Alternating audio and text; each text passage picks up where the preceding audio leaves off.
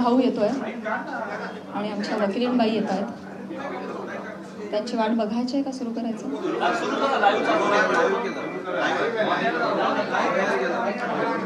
सगळ्यांना नम्रतापूर्वक नमस्कार. इतक्या मोठ्या संख्येनं तुम्ही सगळेजण आलात, शॉर्ट नोटीसवर आलात, मनापासून धन्यवाद. तुम्हा सगळ्यांना आज आपण इथे का जमलोय हा विषय माहिती आहेच आहे. बीड जिल्ह्यातील माननीय आमदार श्री सुरेश धस यांनी काल प्रसारमाध्यमांशी बोलताना जी काही टिप्पणी केली त्या संदर्भात तीव्र निषेध व्यक्त करण्यासाठी आज मी तुम्हा सगळ्यांसमोर आलेली आहे.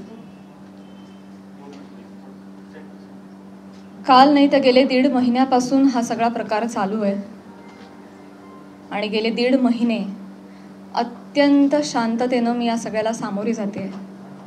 सगळ्या ट्रोलिंगला, सगळ्या निगेटिव्ह कमेंट्सना. आणि ही माझी शांतता, माझी मूकसंमती नाही आहे. मी माझ्यासारख्या अनेक महिला, कलाकार या सगळ्यांची ही हतबलता आहे. हे शांत राहणं तुम्हा सगळ्यांमुळे कुठे ना कुठेतरी आमच्यावर बेतलेलं आहे. एक व्यक्ती आपल्या कुठल्या तरी रागाच्या भरात, उद्वेगाच्या भरात काहीतरी बरळून जाते. त्यानंतर त्या 2 वाक्यांचा मीडिया 1000 व्हिडिओ करतो, तेवढेच शब्द पकडतो, त्याच्यावर 1000 व्हिडिओज बनतात यूट्यूब चॅनल्सवर. मग एका सेलिब्रिटीला त्याच्यावर वक्तव्य करणं भाग पाडलं जातं. मग ती बोलते, मग परत पहिल्या व्यक्तीला वाटतं आता आपण बोललंच पाहिजे, मग ती परत व्यक्ती बोलते, मग आता परत बोलणं क्रमप्राप्त होतं कारण आता नाही बोलली का, गप्प बसली का, मागे हटली, मग ही परत व्यक्ती बोलते. ही चिखलफेक चालू राहते, महिलांची अब्रू निघत राहते आणि सगळ्यांचं मनोरंजन होतं. हे होऊ नये, सगळ्या समाज माध्यमांसमोर ही चिखलफेक होऊ नये म्हणून मी यात पडले नाही. मी शांत बसणं हा पर्याय स्वीकारला. या गटारात मी दगड टाकणं योग्य समजलं नाही. ऑल्सो मला असं वाटलं की हा विषय इतका खोटा आहे, ही गोष्ट इतकी धादांत खोटी आहे, त्याला काही बेस नाही. एका सांस्कृतिक कार्यक्रमामध्ये सत्कार स्वीकारताना काढला गेलेला एक फोटो, ती आमची एकमेव भेट, धन्यवाद, हा एकमेव संभाषण, एक शब्द, याच्यावरून एवढी आवई उठावी, त्याला मी का प्रत्युत्तर देऊ? जेव्हा त्या गोष्टीवर मी भाष्य करते, 10 लोकांपर्यंतची गोष्टी 1000 लोकांपर्यंत पोहोचतात. ती जर गोष्ट खोटीच असेल तर ती किती काळ टिकणार? त्या गोष्टीला आपण किती महत्त्व द्यायचं? म्हणून मी त्या गोष्टीकडे दुर्लक्ष केलं. शांत बसणं मी योग्य समजलं आणि याला भरपूर साथ होती ती मी ज्या व्यक्तींबरोबर काम करते, ज्या संचाबरोबर काम करते, माझं कुटुंब, माझा मित्रपरिवार, सगळे आप्तेष्ट, महाराष्ट्रातली जनता, प्रेक्षक ज्यांचं प्रेम आहे माझ्यावर. कोणीही माझ्यावर एका शब्दानेही कधी शंकेच्या दृष्टिकोनातून पाहिलं नाही, कधीही मला विचारलं देखील नाही. प्रत्येक जण भेटला त्यावेळी हे म्हणाला, प्राजक्ता योग्य करतेस, शांत राहा, धीरानं सामोरी जा. या अशा आवया उठतात आणि निघून जातात, सरपास होतात, तू शांत राहा, धीरानं सामोरी जा. ह्या सगळ्यांचा माझ्यावरचा विश्वास नाही. मी आधी पूर्ण करेन माझं सगळं. माईक मध्ये सर्व इको होतो, त्याच्यामुळे तुम्ही फक्त माईक विदाउट माईक तुम्ही बोला. Sorry for interrupt.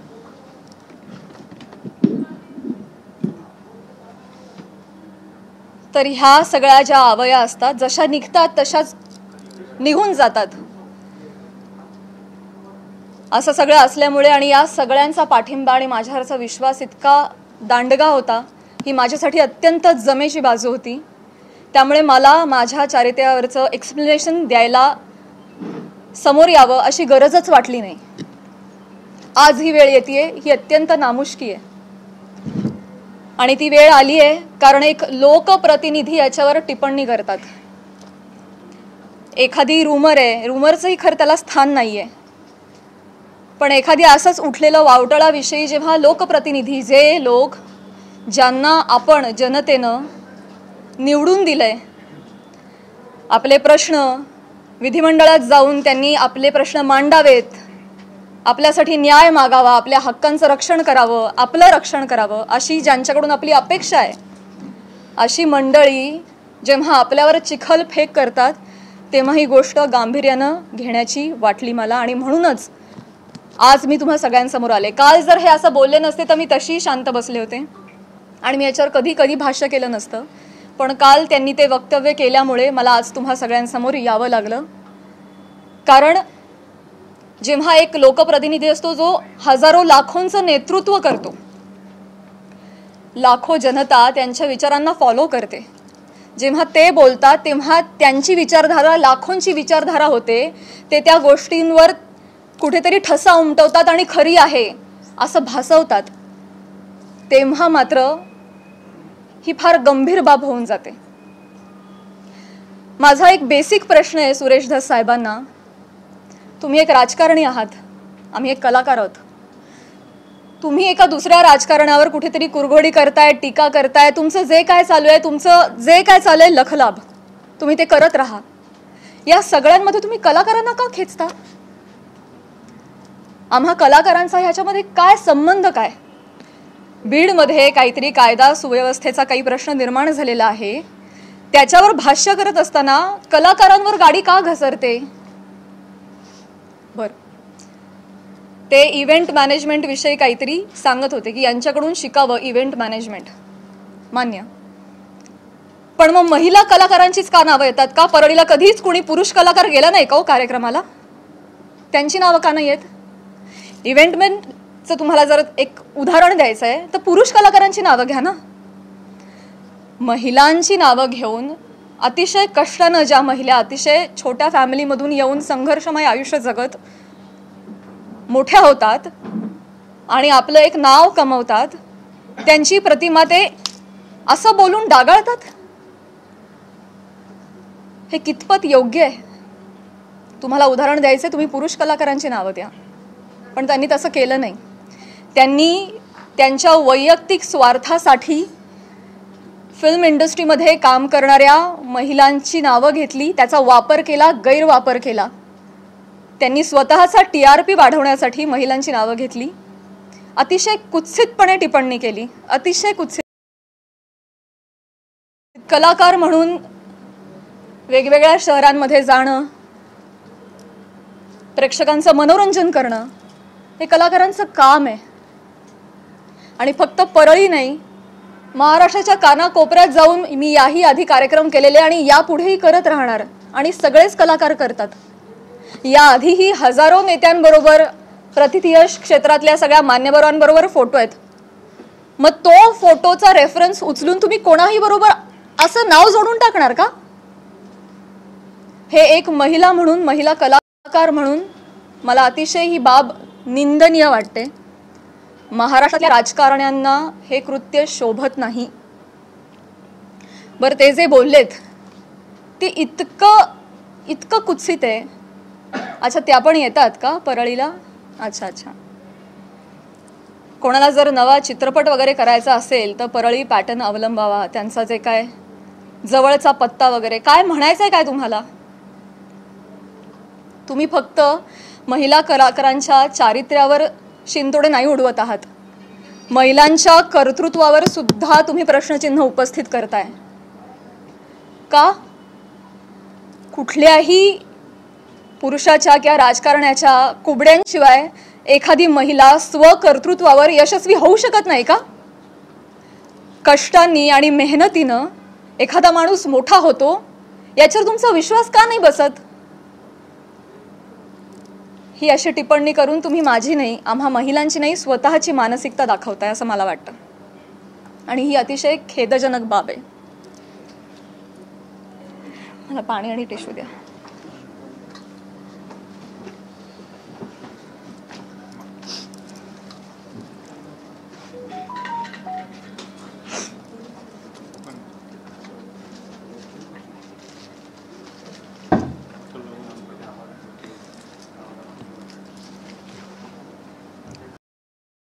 महिलांची अब्रू, इस्पेशली फिल्म इंडस्ट्रीमधल्या महिलांवर फार सॉफ्ट कॉर्नर, फार सॉफ्ट टार्गेट, कोणी यावं पटकन नावं घेऊन जावं.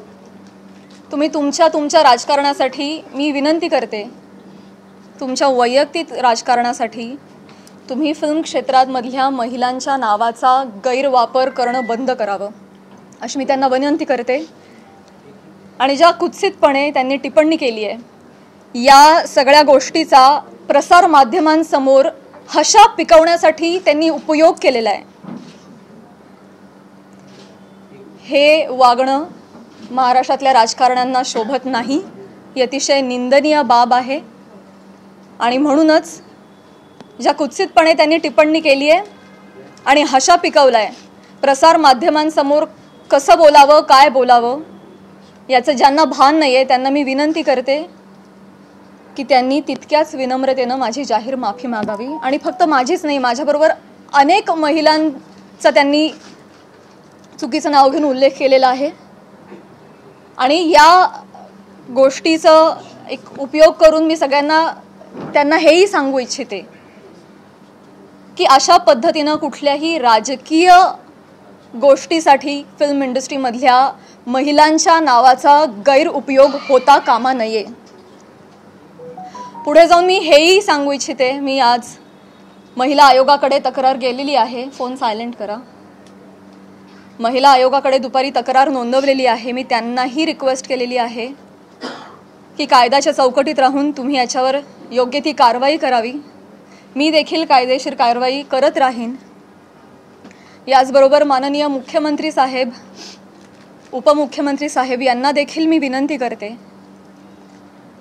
काय या दोन व्यक्ती दोन वाक्य बोलून गेल्या, पण प्रसार माध्यमं तेवढीच दोन वाक्य घेऊन त्याचे 1000 व्हिडिओ बनवतात.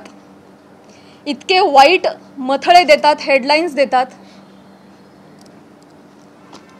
समोरच्या माणसाच्या आयुष्यात तुमच्या या मथळ्यांमुळे एक वादळ येऊ शकतं, त्यांच्या करिअरवर परिणाम होऊ शकतो, त्यांची प्रतिमा डागाळली जाऊ शकते, त्यांचं करिअर बर्बाद होऊ शकतं, ते डिप्रेस होऊ शकतात, ते आत्महत्या करू शकतात. तुम्हाला काळजी वाटत नाही या गोष्टीची? आपण आपला TRP वाढवण्यासाठी, आपण आपला एक सेट टार्गेट अचीव करण्यासाठी कुठल्या थराला जाऊन बातमी करतो, त्याचं किती वेगवेगळ्या पद्धतीनं. आता फॉर एन एक्झाम्पल, कालच मी ही बातमी वाचली आणि ती इतकी हर्टफुल होती. बीडमधील हत्या प्रकरणात आता प्राजक्ता माळींचंही नाव जोडलं जातंय. काय संबंध, काय दोन गोष्टींचा? आपण काय हेडलाईन्स करतो त्याचा समोरच्या माणसावर. ही माझी आई रात्रभर झोपली नाही, 1.5 महिना, मला वाटत नाही तिला शांत झोप लागली असेल. एक कमेंट नाही जी यांनी वाचली नाही. हा माझा भाऊ, यांनी सोशल मीडिया बंद करून टाकला, सगळे अकाउंट्स डिलीट केले.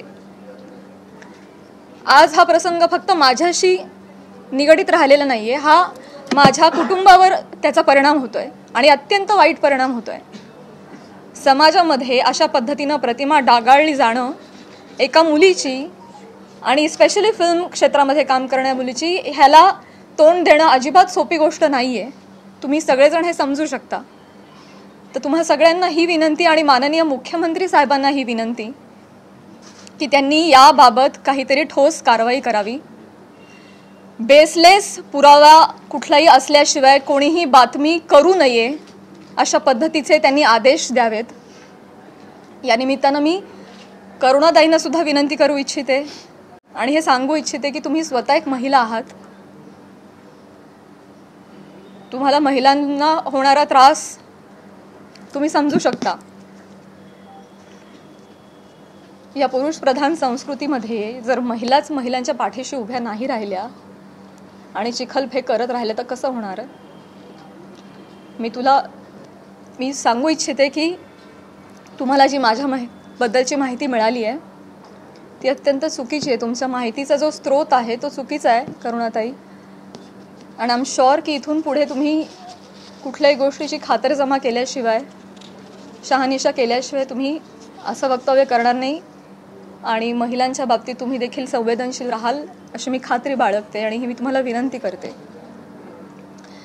आणि मुख्यमंत्री साहेबांना ही विनंती करते की एका कार्यक्रमातला एका मंत्र्याबरोबरचा एक फोटो याच्यामुळे इतकं वादंग उठावं आणि इतकी आवई उठावी आणि त्याच्यावर हजारो न्यूज पोर्टल्सनी, यूट्यूब चॅनल्सनी ह्याच्या न्यूज बनवाव्यात आणि वाटेल तसे ते लाईक्स आणि सबस्क्रिप्शन वाढवत राहावेत. त्यांना भीती नाही आहे की याच्यावर कोणीही काहीतरी ॲक्शन घेईल म्हणून ते हे करतायत. म्हणून अशा पद्धतीनं महिला कलाकारांची अब्रू वेशीला टांगली जाते. तर याबाबत काहीतरी कडक कारवाई त्यांनी केली पाहिजे. आणि असं जर होत राहिलं, आता 1000 कार्यक्रमामध्ये 1000 माणसांबरोबर नावं जोडली गेली, तर मला सांगा इथून पुढे कलाकारसुद्धा कुठल्याही राजकीय नेत्यांनी आयोजित केलेल्या कुठल्याही सांस्कृतिक कार्यक्रमाला जातील का हो? ते सुद्धा धजावणार नाहीत. पुढची भविष्यातली मंडळी सुद्धा विचार करतील, अरे कलाक्षेत्रात पाठवायला नको पोरांना, ते काय बरं नाही. आमचं कलाक्षेत्र बदनाम नाही आहे, ही सगळी मंडळी त्याला बदनाम करतात. आम्ही मनोरंजन करण्याचं काम करतो, तुम्ही आमची नावं मनोरंजनासाठी वापरता, स्वार्थासाठी वापरता, स्वतःचा TRP वाढवण्यासाठी वापरता. हे अत्यंत चुकीचं आहे.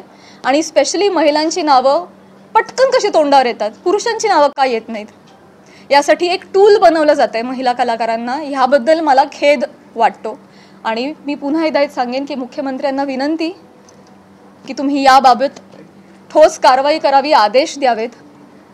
सुरेश धसांना मी विनंती केलेलीच आहे की त्यांनी जाहीर माफी मागावी.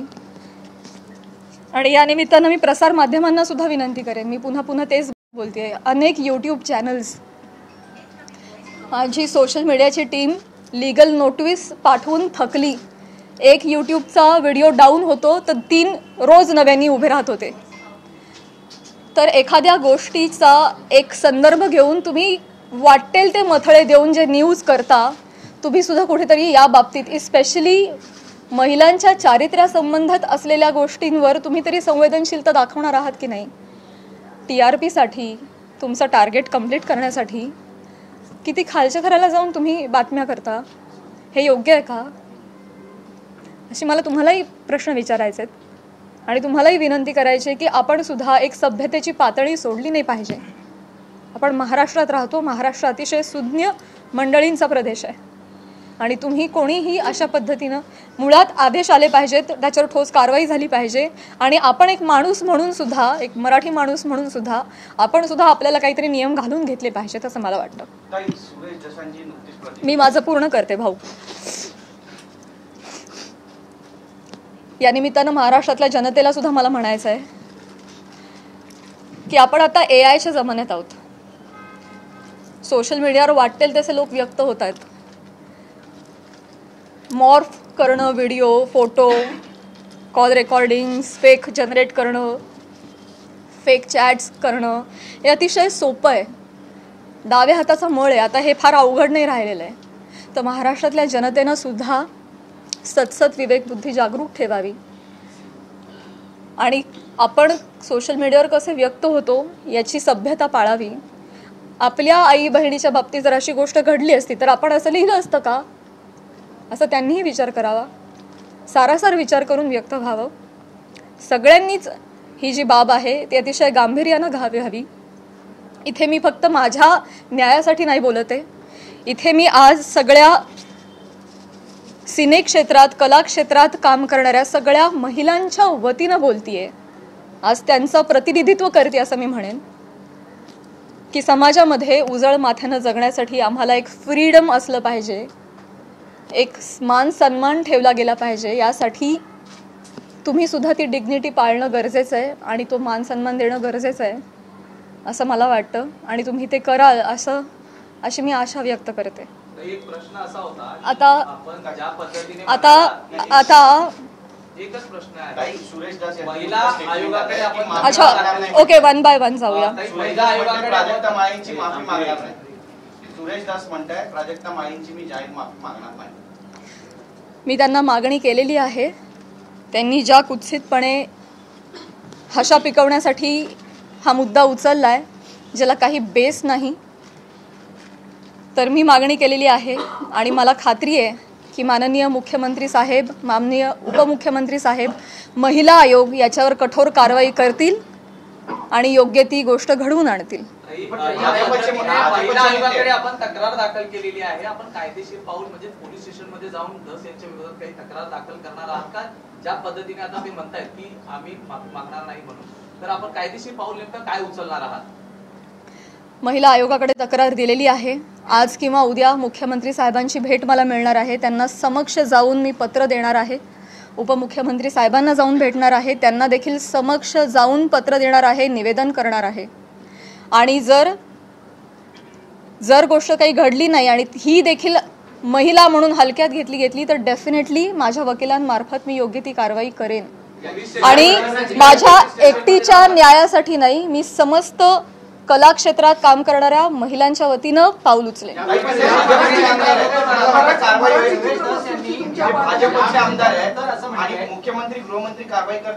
आता तुम्हाला एक चान्स दिला ना, बाकीच्यांना पण चान्स. या प्रकरणाची सुरुवात तुम्ही उल्लेख देखील केला, करुणा मुंडे यांच्या व्हिडिओ पासून झाली होती. तर तुम्ही सुरेश धस यांच्यावरती कारवाई करावी अशी मागणी करताय. करुणा मुंडे यांची तक्रार तुम्ही महिला आयोगाकडे केली का किंवा करणार आहात का? मी ऑलरेडी त्यांना देखील नोटीस पाठवली आहे, करुणाताईंना तेव्हाच पाठवली आणि त्यानंतर त्यांनी काही वक्तव्य केलं नाही, त्या शांत बसल्या. त्यामुळे मी पुढे काही त्यांच्यावर कारवाई केली नाही. डेफिनेटली आहे. मराठी चित्रपटसृष्टी सगळे कलाकार खंबीरपणे माझ्या पाठीशी आहेत आणि मी सगळ्यांचं नेतृत्व करेन. सुरेश धस यांनी ही पत्रकार परिषद आपली चालू आहे त्याच्यानंतर त्यांनी प्रतिक्रिया अशी दिली की हे संतोष देशमुख प्रकरण दुसरीकडे नेण्यासाठी म्हणून तुम्ही ही पत्रकार परिषद. मला हेच सांगायचं आहे तुम्हाला सगळ्यांना, हेच सांगण्यासाठी आज मी आली आहे की तुमच्या राजकीय हेतूसाठी तुम्ही कला क्षेत्रातल्या कलाकारांची नावं का जोडताय? कलाकारांचा आणि राजकारणाचा काही एक संबंध नाहीये. तुम्ही जर कालच्या त्या भाषणामध्ये आमचं नाव घेतलं नसतं तर आज मी तुमच्यासमोर इथे नसते. मी आज माझ्या ज्योतिर्लिंग यात्राला असते. त्यांनी नाव घेतल्यामुळे आज मला इथे बसावं लागतंय. त्यांनी सुरू केली ही गोष्ट. त्यामुळे तुम्ही असा अर्थ जोडू नका, ही तुम्हालाही विनंती. आणि मुळात राजकारणाचा आणि कलाकारांचा काही संबंध नाही. तुम्ही तो ओढून आणू नका. स्पेशली महिला कलाकारांना तुम्ही इथे त्यांच्या प्रतिमा डागाळू नका. येस, हो, इथे मुलगी बोलतीये. या सगळ्या चिखलफेकमुळे कुठेतरी कलाकार कोणत्याही गोष्टीवर भूमिका घेताना म्हणजे काचकूच करतात असं वाटतं का? भीती वाटते ना, कारण प्रसार माध्यम त्याला चुकीची प्रसिद्धी देतात. पुढे म्हणूनच मुख्यमंत्र्यांना मी विनंती करणार आहे की जर कुठलाही पुरावा नसेल तर प्रसार माध्यमांनी स्पेशली यूट्यूब चॅनल्सनी जर अशा काही बातम्या केल्या तर त्यांच्यावर कठोर कारवाई करावी. इनफॅक्ट तशा पद्धतीचे निर्देश त्यांनी आत्ताच जारी करावेत. सुरेश धसांनी फक्त माफी मागावी एवढंच तुमची मागणी आहे, कारण जरी त्यांनी माफी मागितली तरी त्यांच्यावर कारवाई करण्यात यावी? मला आहे ना प्रॉब्लेम 1-2 व्यक्तींनी बोलण्याचा नाहीये. या मला प्रवृत्तीचा त्रास आहे. हा प्रघात पडता कामा नाहीये की कोणीतरी काहीतरी फार कष्टाने नाव कमवतो, कोणीतरी काहीतरी येऊन बोलून जातं आणि अख्खी इमेज डागाळते. स्पेशली महिलांच्या बाबतीत मी पुन्हा तेच म्हणेन की नाव घेताना त्यांनी 3 महिलांचं का नाव घेतलं? पुरुष कलाकार गेलेच नाहीत का हो परळीला कधी कार्यक्रमाला? मी जेव्हा गेले होते कार्यक्रमाला तेव्हा माझ्याबरोबर सुद्धा प्रसाद खांडेकर, गौरव मोरे ही मंडळी होती. अमीर हडकर, आमचे सगळे कलाकार होते. त्यांची नाही नावं आली. त्यामुळे स्त्री कलाकारांना याच्यामध्ये गोवू नये. राजकारण्यांनी स्वतःच्या स्वार्थापायी TRP त्यांच्या अशा पद्धतीने वाढवू नये आणि गैरवापर करू नये. हिंदी असो किंवा मराठी राजकीय नेते मुख्यतः कलाकारांना टार्गेट करतात. हे हेतुपुरस्सर किंवा जाणीवपूर्वक वक्तव्य केल्यानंतर त्यांना प्रसिद्धी मिळते. मला हे माहिती नाही ते देण्यासाठी असं वक्तव्य होतं असं वाटतंय का? आणि याचा पाठपुरावा म्हणून तुम्ही कलाकारांची काही संघटना बांधणार का किंवा त्यांना एकत्र आणणार का आगामी काळात? मला हेच म्हणायचं आहे की ते काहीतरी बोलून जातात, एक काहीतरी वल्गना करून जातात. खरं तर त्यांनी अशा पद्धतीच्या वल्गना हाणून पाडल्या पाहिजेत एक लोकप्रतिनिधी म्हणून, पण ते त्याला हवा देत आहेत ही गोष्ट चुकीची आहे. पण त्यांना जेव्हा कळेल पुढे जाऊन की त्यांच्या एका वक्तव्याचे 1000 वेगळ्या पोर्टल्सनी 1000 न्यूज केल्यात हे त्यांना कळल्यानंतर खरं तर तेही करणार नाहीत, करुणाताई बोलणार नाहीत. पण त्यांना ही पुढे गोष्ट एवढी मोठी घडतीये ह्याची त्यांना कल्पना नसावी कदाचित. मला जेवढे त्या 2 व्यक्ती बोलल्या याचा त्रास आहे तेवढाच त्रास मला प्रसार माध्यमांनी केलेल्या फेक न्यूजचा देखील आहे. सो डेफिनेटली याच्यावर कारवाई व्हावी असं मला वाटतं. सोडून देतात त्याच्यामुळे तुम्हाला वाटतं का की त्यांना बोलायला वेळ मिळतो किंवा तो चेष्टा मस्करीचा विषय होतो? करुणा मुंडेंनी जेव्हा तुमच्यावर टीका केली तेव्हा जर तुम्ही उत्तर दिलं असतं तेव्हा पुन्हा एकदा तुमचं नाव अशा प्रकारे घेतलं गेलं नसतं असं वाटतं? पुन्हा एकदा मी तेच म्हणेन, पुन्हा एकदा मला तेच म्हणायचंय का कलाकार पुढे येत नाही? मी पहिलं वाक्य म्हणाले की या सगळ्यामध्ये आमची हतबलता आहे गप्प राहण्यामध्ये. का? कारण समाज माध्यमांमध्ये ही चिखलपेक चालू राहते. विषय एवढा असतो कुठेतरी वेगळीकडे जाऊन पोचतो. आज तुम्हाला काय वाटतंय, आज तुम्हाला काय वाटतंय, हे चालू राहतं. त्यामुळे कलाकार शक्यतो यामध्ये पडत नाहीत. आणि बरीच मंडळी, मी फक्त कलाक्षेत्र म्हणत नाही, बऱ्याच क्षेत्रामधली मंडळी गप्प राहणं हा पर्याय निवडतात, कारण हे असं जाहीरपणे चिखलफेक होत राहते. म्हणूनच या संदर्भात जर काहीतरी रूल्स अँड रेग्युलेशन्स आले, कठोर नियम आले, की जर या गोष्टीमध्ये तथ्य सापडलं नाही, जर कुठला पुरावा सापडला नाही तर त्यांच्यावर कायदेशीर कारवाई होईल त्या न्यूज पोर्टलवर किंवा यूट्यूब चॅनलवर, असा जर आपल्याकडे नियम आला ना तेव्हा जाऊन हे बंद होणार आहे. तर असा नियम काढावा हीच विनंती आहे माझी मुख्यमंत्री साहेबांना. नाही असं काही नाही. मला हा नियम आणायचा आहे. मला या निमित्तानं प्रसार माध्यमांमध्ये जे काही न्यूज होतात त्याला पुराव्यांची जोड नसेल तर तुम्ही ते करू नका, केलं नाही पाहिजे. ते खोटं आढळल्यास कायदेशीर कारवाई होईल अशा पद्धतीचा नियम आला पाहिजे. हे माझं खरं उद्दिष्ट झालंय. आता स्वागत आहे.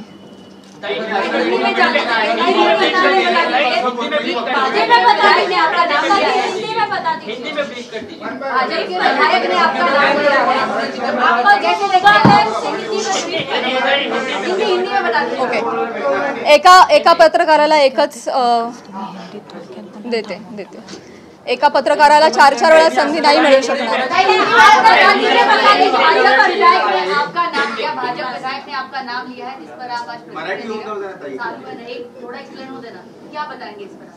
सगळ्यात शेवटी हिंदी बोलू, मराठी अजून 1-2 प्रश्न घेते. सगळ्यात तुम्ही एक प्रश्न विचारला ना? नक्की विचारला नाही. त्यांनी असं देखील म्हटलंय की मी असं कोणतेही ऑब्जेक्शन घेण्यासारखं वक्तव्य बोललेलो नाही आणि माझ्यासाठी प्राजक्ता माळी हा विषय संपलेला आहे असं देखील वक्तव्य केलेलं आहे. काय सांग? मी ते बघितलं नाही, परंतु अच्छा त्या पण आल्या का, येतात का परळीला? अहो परळीला नाही, सबंध महाराष्ट्रात फिरतो आम्ही, देशाबाहेरही कार्यक्रमाला जातो. परळी पॅटर्न, जवळचा पत्ता, तुम्हाला जर चित्रपट बनवायचा असेल तर परळी पॅटर्न म्हणजे म्हणायचं काय? हे डेफिनेटली अतिशय निंदनीय वाक्य आहेत, अतिशय डिरोगेटरी आहेत. यामागचा सूचित अर्थ कळू नये इतका महाराष्ट्र आणि मी दुधखुळी नाही आहे. त्यांना जे आडून बोलायचं होतं हे सगळ्यांना कळतंय. त्यामुळे परळीला येतात म्हणजे मी काहीच बोलू नये असं नसतं. नुसतं ताई म्हणून काही होत नाही. त्याच्या अवतीभवती तुम्ही जे हातवारे करता, तुमचे जे हावभाव असतात, एका महिलेचं चारित्र्य एवढ्या रिॲक्शननी सुद्धा डागाळू समोर, प्रसार माध्यमांसमोर हशा पिकवण्यासाठी त्यांनी हा मुद्दा वापरलाय. तो डेफिनेटली अतिशय निंदनीय आहे, अतिशय खालच्या पातळीचा आहे आणि तो चुकीचा आहे, याचा मी निषेध करते. क्लॅरिफिकेशन देताना नेहमी महिलाच का देतात? तुम्हाला वाटत नाही का ज्यांच्याशी नाव जोडलं जातं त्यांनी सुद्धा हे दिलं पाहिजे? आतापर्यंत बॉलिवूडमध्ये सुद्धा अशा अनेक गोष्टी घडलेल्या आहेत, पण महिलाच टार्गेट का होती याच्यावर तुम्हाला काय वाटतं? हाच माझा प्रश्न आहे मुख्यमंत्री साहेबांना सुद्धा, की हे महाराष्ट्रामध्ये एक निर्भेळ वातावरण कलाक्षेत्रातल्या महिलांच्या बाबतीत असलं पाहिजे आणि आम्ही सॉफ्ट टार्गेट होता कामा नये. कुठल्याही राजकीय व्यक्तींच्या स्वार्थापायी आमच्या नावांचा गैरवापर झाला नाही पाहिजे, हीच तर माझी विनंती आहे. आणि हे दुःख आहे, आज मला माझ्या चारित्र्याच्या क्लॅरिफिकेशनसाठी प्रेस कॉन्फरन्स घ्यावी लागते. हीच निंदनीय गोष्ट आहे. हे महाराष्ट्रात होत आहे, सावित्रीच्या लेकींबाबत होत आहे. मला याचं दुःख आहे. करुणा मुंडेंनी ज्या पद्धतीने सुरुवात केली किंवा सुरेश दासांनी ज्या पद्धतीने सुरुवात केली, पण ह्या सगळ्या गोंधळामध्ये ज्या व्यक्तीसोबत नाव जोडलं गेलं, परळीच्या एका व्यक्तीसोबत नाव जोडलं गेलं, तर तुला असं नाही वाटत का की त्या व्यक्तीकडून सुद्धा काहीतरी वक्तव्य आलं पाहिजे की जे काही चालू आहे त्याच्या? नाही, मला नाही वाटत. नाही. मुख्यमंत्री देवेंद्र फडणवीस सुरेश दासांवरती कारवाई करतील असं वाटतं का तुमच्या भेटीनंतर? मी म्हटलं ना, त्यांनी माफी मागणं, त्यांनी बोलणं, त्यांना हा प्रकार चुकीचा आहे हे कळलं पाहिजे. त्याचे परिणाम काय होतात हे कळलं पाहिजे आणि पुढे जाऊन या बाबतीत कठोर नियम झाले पाहिजेत. हे आता माझं मोठं उद्दिष्ट आहे. एका व्यक्ती संदर्भात तेवढा मुद्दा, त्यांची माफी, एवढा छोटा विचार मी नाही करणार. या बाबतीत काहीतरी कठोर निर्णय झाले पाहिजेत, काहीतरी रूल्स अँड रेग्युलेशन्स बसले पाहिजेत. इथून पुढे कुठल्याही महिला कलाकाराला, ही मी आज ह्या सगळ्या गोष्टीची पार्श्वभूमी घेऊन म्हणते, भविष्यात मला किंवा कला क्षेत्रात काम करणाऱ्या कुठल्याही महिलेला अशा पद्धतीच्या गोष्टींना सामोरं जायची वेळ येऊ नये यासाठी मी प्रयत्न करेन.